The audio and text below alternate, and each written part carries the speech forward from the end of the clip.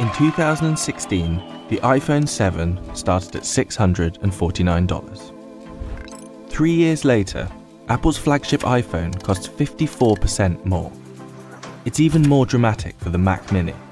When Apple released its new model, the price increased by 60%. These prices bring in huge profits for Apple. As the US's first trillion-dollar company, Apple's market cap is higher than the GDP of Switzerland. So what makes Apple products so expensive? Apple has, over the years, built a reputation for quality and the industrial design of its products. That reputation has created millions of loyal customers. I've been here about 36 hours now. Man, I'm super excited, I'm not even gonna lie. I can't wait to get my hands on it. It's only £1,000, man. I'm getting two, man. So that brand loyalty translates into a premium that they're able to extract from customers who are unwilling to switch out of the Apple ecosystem. That premium is also known as the Apple tax, or paying more simply because it's an Apple product. The 256GB MacBook Air, for example, costs $1,299. But you can get a more powerful Windows laptop for over $100 less. Apple's high prices reached meme proportions during the announcement of its Mac Pro in June 2019. Claps turned to gasps when John Ternus unveiled a $1,000 monitor stand as an add-on for the $5,000 Mac Pro display. And the Pro stand, $999. And like the Mac Pro, they'll all be available in the fall. In truth, $6,000 for a professional reference monitor of this quality is comparable to the competition. But that didn't matter. Apple had botched the messaging, and its $1,000 stand became infamous. Apple does something else that's a bit sneaky, which is that when you're buying the iPhone, you can't add memory to it. So if you want more memory, you have to pay more Apple tax. With Apple's computers, these upgrades get even more expensive. If you want a 13-inch MacBook Pro with 512GB of storage, you have to pay $400 more than the base model. And Apple's accessories also have high premiums compared to non-Apple products, like its $129 keyboard or its $79 mouse. Even Apple's cables cost more. Apple has kept its proprietary Lightning connector while removing useful ports, like the headphone jack and the SD card reader, forcing consumers to buy expensive dongles, like its $39 SD card to USB-C reader. But are these products worth the premium? Apple loves to talk about its innovation. These are the most powerful and most advanced iPhones that we have ever built in a stunning new design. And iPhones have added great features, like OLED displays, faster processors, and thin bezels. But competing products have many of the same features. The components that go into making a smartphone are fairly standardized. For example, Sony competes with Apple in smartphones, but all of the camera sensors that go into an iPhone are made by Sony. And those components cost a lot less than a new iPhone.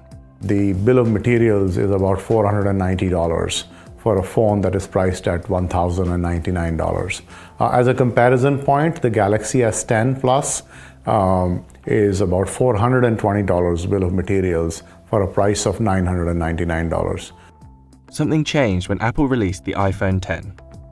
Not only was it more expensive, but the difference between the bill of materials and the retail cost was much greater. Obviously, Apple wants to make a profit, so the bill of materials has to cost less than the device. What makes Apple special is its ability to pull larger profits than its competitors. Instead of a technology company, think of Apple as a luxury brand. As with Gucci or Hermes, customers pay more because the logo is a status symbol. That handbag isn't a more functional bag, but customers still value it more. So our products become an extension of our personality. I value elegance, I value design, I value simplicity, I value it just works. And that is what inspires a lot of loyalty and allows Apple to extract a premium for their products.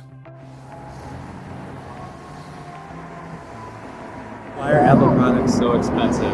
Because the design's very sleek. I think because they make premium hardware and people are willing to pay for a simple, seamless experience. They're catering to people that really love ease of use and user friendliness, and I think that layer of design probably costs a little bit, and I'm happy to pay for it.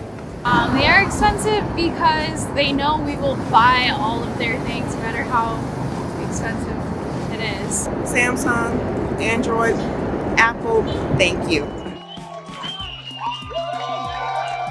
I think that customer loyalty is hard to earn, but when you do earn the customer loyalty, love is blind. But this strategy might not work forever.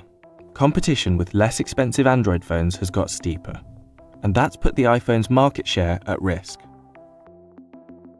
Apple's performance in India is pathetic to the point that their market share has now slipped to less than 2% and has become completely irrelevant. And the primary reason there is that the price points are simply unaffordable in the Indian market.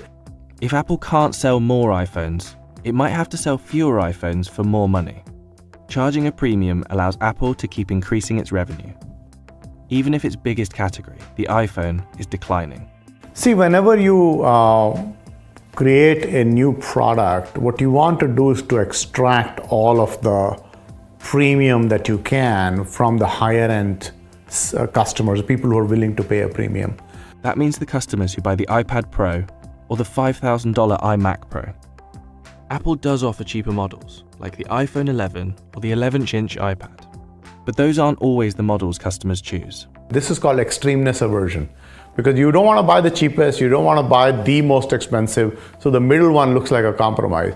But Mohan pointed out that Apple has a disadvantage compared to true luxury brands. A luxury product is like a Rolex, right? You'd keep it for a lifetime. You can't keep a smartphone for a lifetime. So premium, perhaps not luxury. For now, Apple's reputation remains strong, and the customers who don't want to spend $1,000 on a new phone, Apple has a plan for that. Keep the old models around, just at a very slight discount. But if Apple wants to keep its loyal customers, its innovation will have to keep pace with its premiums.